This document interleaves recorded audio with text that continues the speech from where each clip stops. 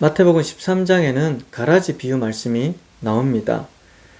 예수님께서 땅에 좋은 씨를 뿌렸습니다. 하지만 벼만 자라는 것이 아니라 가라지도 함께 자라는 것입니다. 그런데 예수님께서 말씀하시기를 가라지를 뽑지 말라고 하십니다. 그냥 추수 때까지 두라고 말씀하십니다. 그 이유는 가라지를 뽑다가 곡씨까지 뽑을까 염려하셨기 때문입니다. 이는 당연한 것입니다. 아무리 밭을 꼼꼼하게 잘 정리를 해서 좋은 씨를 뿌려도 가라지는 자랍니다. 그런데 가라지가 함께 자라는 것이 마음에 탐탁지 않다고 해서 가라지를 다 뽑아버리면 벼까지 피해를 입게 됩니다. 그리고 가라지를 뽑는 일에 시간을 보내어 자칫 벼를 제대로 돌보지 못하게 되기도 합니다. 이는 농사일에만 국한되는 것이 아니라 모든 일에 해당되는 사회적 현상입니다. 진실된 마음으로 좋은 비전을 뿌리며 공동체를 세우고자 하지만 그 공동체 안에는 늘 양과 염소가 함께 있습니다. 그렇다고 해서 염소를 몰아내려고 하면 양까지 피해를 입게 됩니다. 그리고 염소에 너무 집중하여 시간을 허비하면 양을 제대로 돌보지 못하게 되어 버립니다. 사실 이 말씀은 예수님께서 우리가 살아가는 실존에 대한 근본적 한계를 드러내시는 것입니다. 미완성과 불완전이 우리가 살아가는 실존에 대한 정의입니다. 아무리 좋은 이상량을 추구하며 노력을 할지라도 그 이상은 완전하지 않고 불완전한 상태로 존재합니다. 하지만 그렇다고 해서 미완성과 불완전이 영원히 지속되는 것은 아닙니다. 완전을 이루는 때가 있는데 그것이 바로 추수, 즉 종말입니다. 종말의 때에 완전함을 이룹니다. 그런데 완전은 두 가지가 있습니다. 아무것도 아님과 혹은 모든 것, 두 가지입니다.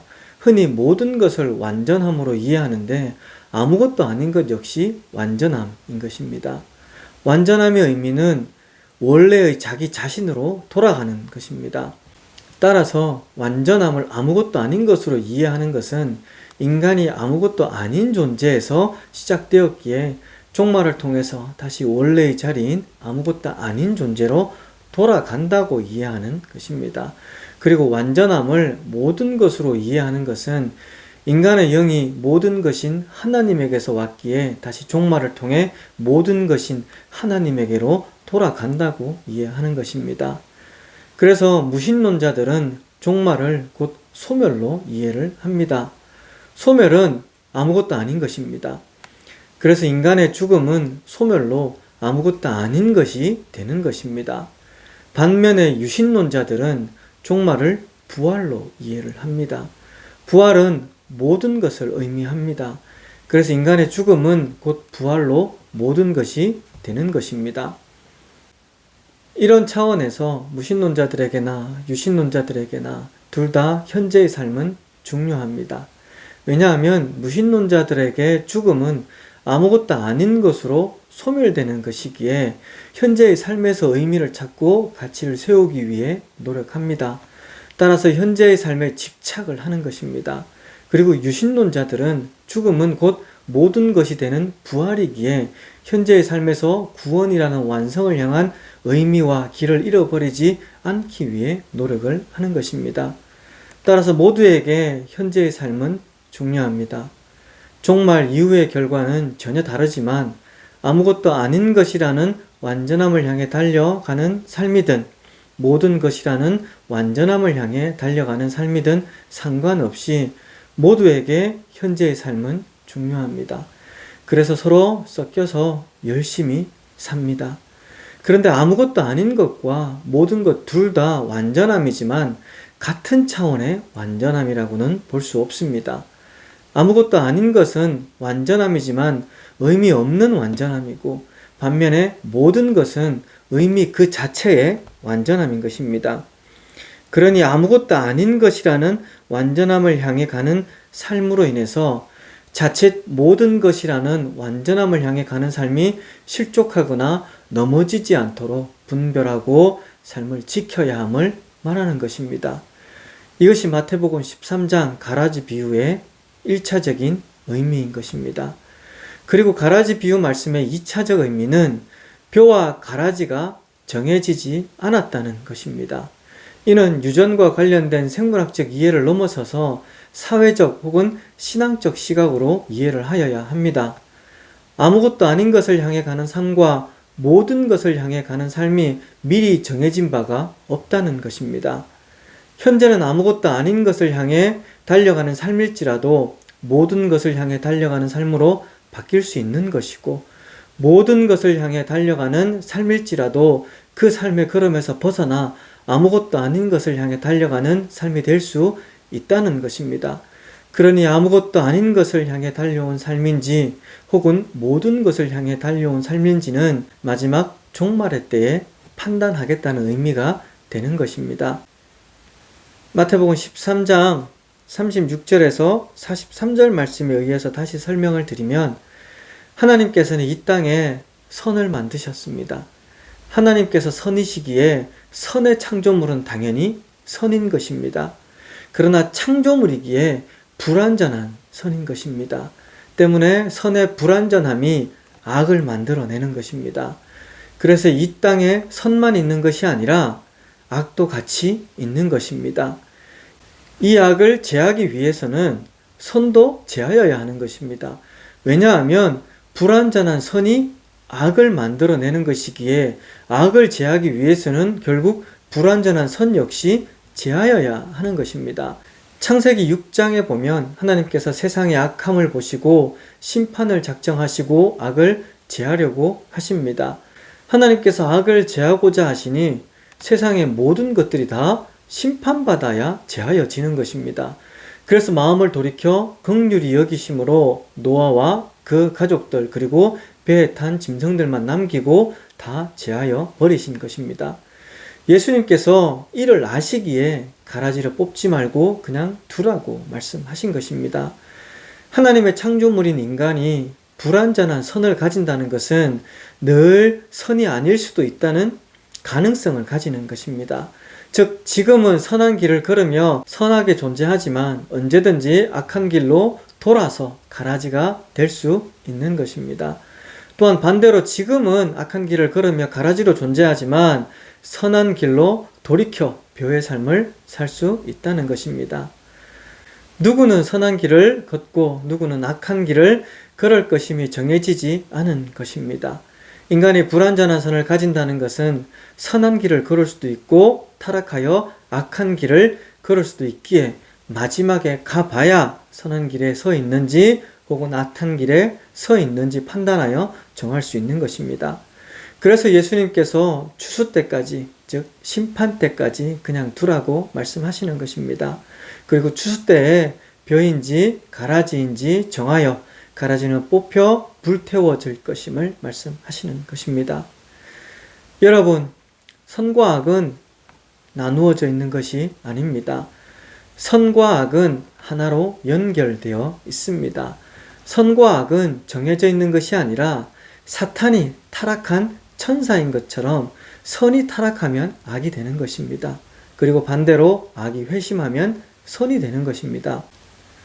예수님께서 미리 판단하지 말고 추수 때까지, 즉 심판 때까지 기다리라고 말씀하시는 이유는 지금은 선에 속하여 선한 길을 걸을지라도 언제든지 타락하여 악을 쫓을 수 있고, 지금은 악에 속하여 악한 자리에 앉아 있을지라도 회심하여 선하다 일컬음을 받을 수 있기 때문입니다.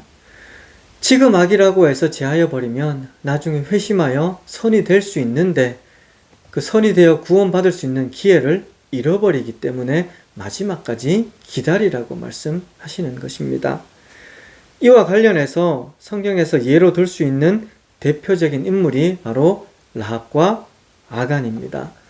라합은 비천하고 버림받은 자리에서 하나님을 선택하여 복된 삶으로 바뀌어 하나님의 은혜 안에 영광스럽게 산 인물이라면, 아간은 축복받고 선택받은 자리에서 불순종함으로 나락에 떨어진 인물입니다.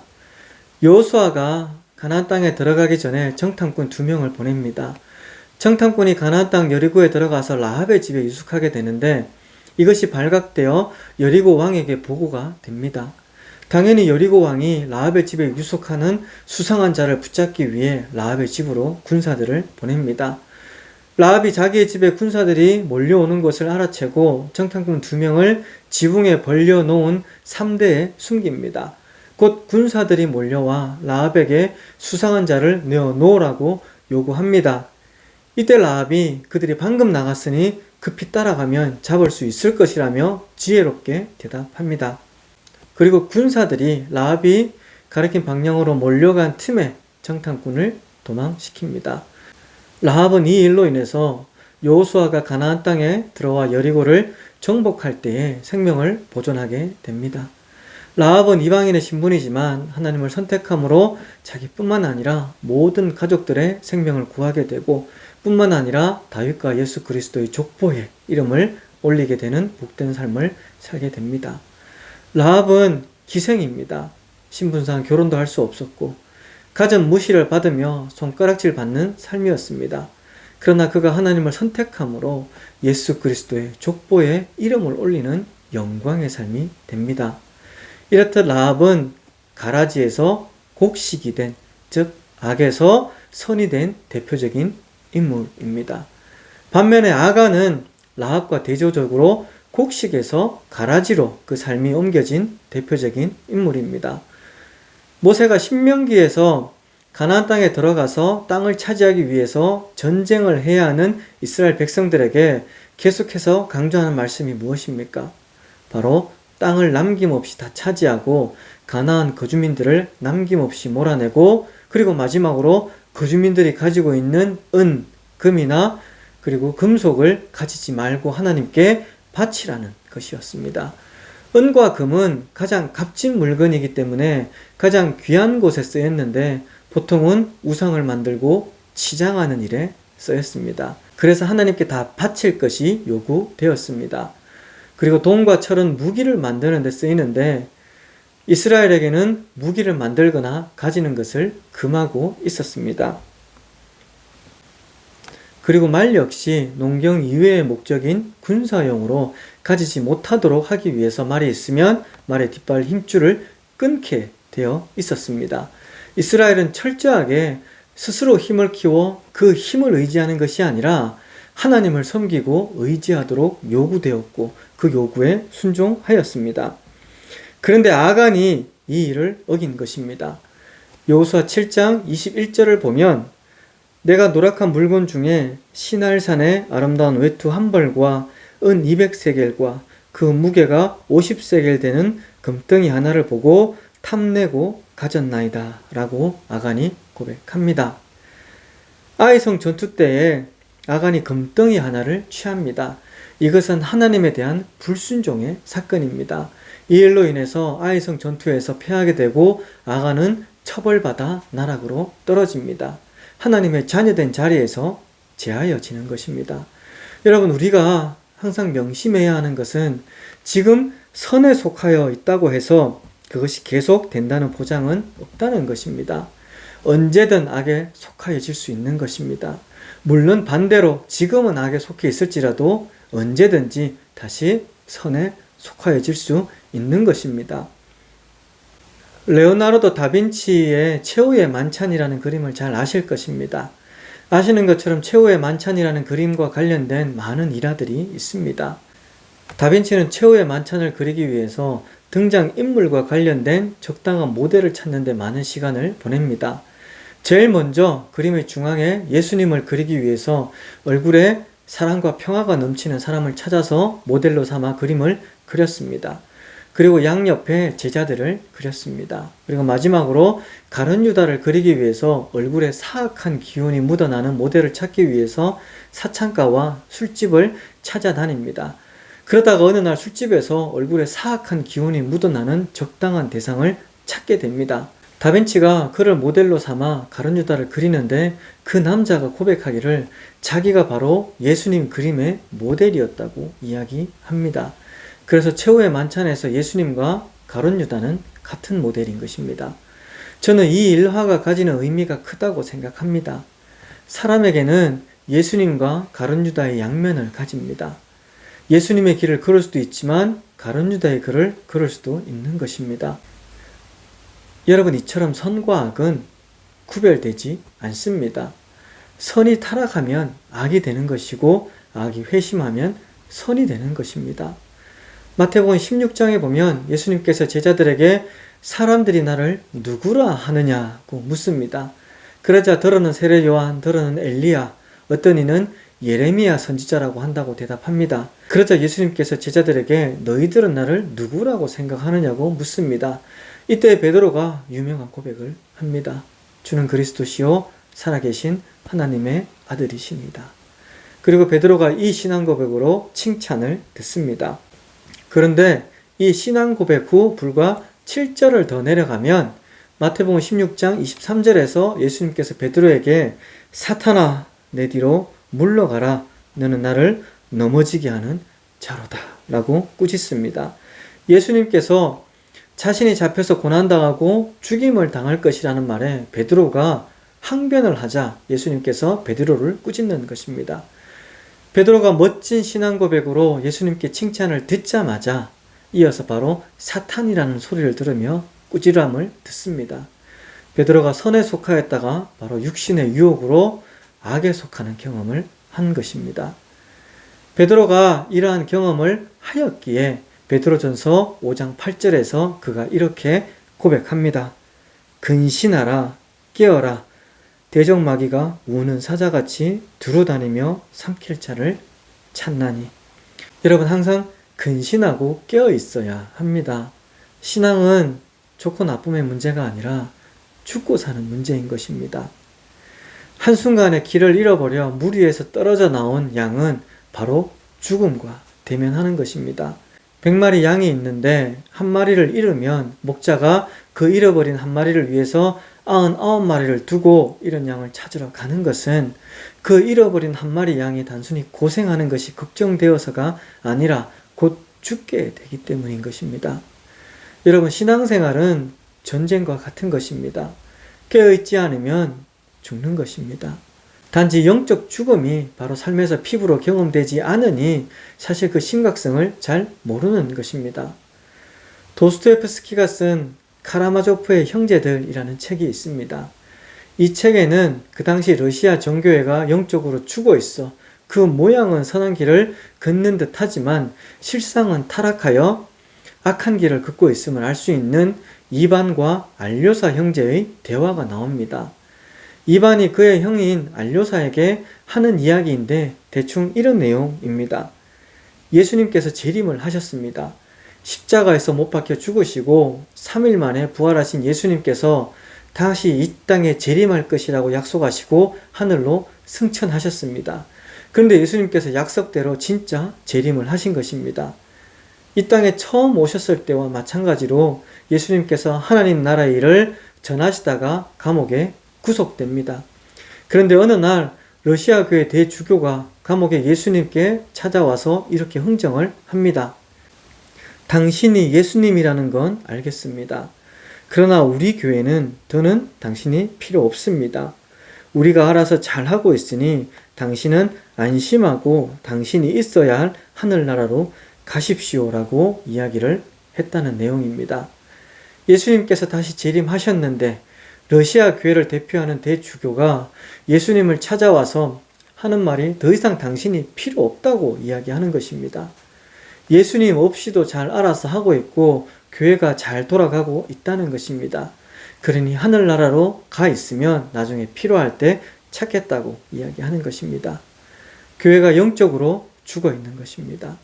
신앙이라는 것이 죽고 사는 문제가 아니라 좋고 나쁨의 문제가 되어버렸을 때에 신앙이 변질되고 영적으로 이렇게 죽어버리는 것입니다. 예수님께서 필요 없는 교회, 예수님이 없이 알아서 잘하는 교회는 구원을 위한 선한 길을 걷는 것이 아니라 사망을 향한 악한 길을 걷는 것입니다. 항상 말씀과 기도로 무장되어 근신하고 깨어 있어야 합니다.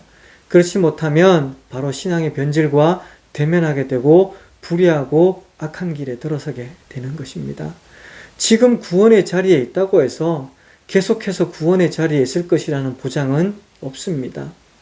지금 하나님께 속해 있다고 해서 끝까지 하나님께 속해 있을 것이라는 보장은 없습니다.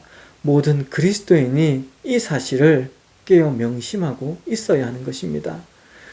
악은, 유혹은, 타락은 옛날 아담과 하와의 이야기나 성경에 기록된 남의 이야기가 아닌 것입니다. 바로 오늘 우리 자신의 이야기이고 우리 교회의 이야기인 것입니다. 그래서 예수님께서 우리로 늘 하라고 가르쳐 주신 주기도문에는 시험에 빠지지 않게 하시고 다만 악에서 구하옵소서라는 내용이 들어가 있는 것입니다. 저와 여러분은 모두가 말씀과 기도 위에 항상 깨어 있기를 소망합니다. 믿음의 방패와 말씀의 금을 취하고 성령의 전신갑주를 입어 날마다 신앙의 싸움에서 승리하는 주님의 귀한 자녀이기를 소망합니다. 지금뿐만 아니라 앞으로도 그리고 마지막까지 선한 길을 걸으며 주님 앞에서 주님과 더불어 기뻐하는 복된 삶이기를 주님의 이름으로 축원합니다.